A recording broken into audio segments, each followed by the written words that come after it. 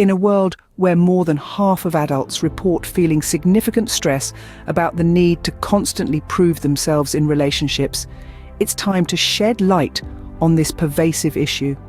Think about the last time you found yourself defending your choices, your words, your actions, or even your very existence to someone close to you.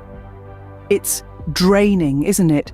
It's like running on a treadmill that never stops. A futile race where the finish line keeps shifting further away. Take, for example, the story of Jane, a successful attorney who found herself constantly trying to prove her worth to her partner. Despite her impressive career, Jane felt she had to continuously demonstrate her value, her intelligence, her beauty. She lived in a state of perpetual anxiety, feeling as though she was an imposter in her own life. Then there's Mark, a loving father and husband who felt the need to constantly prove himself as a provider. Even though his family was content and well cared for, Mark's fear of not being enough led him to work long hours, missing precious moments with his loved ones. These stories echo the experiences of many. But it's important to understand that this constant need to prove ourselves in relationships, this anxiety-ridden cycle, is not a requisite for love or respect. It's a construct, and it's one that we can dismantle. Consider this. What if Jane and Mark had chosen to define their own worth, independent of anyone else's opinion or expectations? What if they had decided to value their own perceptions of themselves above all else? To do this, it's essential to cultivate a strong sense of self-worth.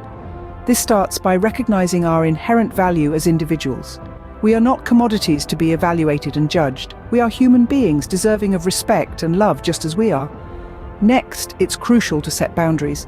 This means understanding our limits, articulating them clearly and sticking to them. It's about saying no when we need to and yes when we want to. Finally, it's about practicing self-compassion.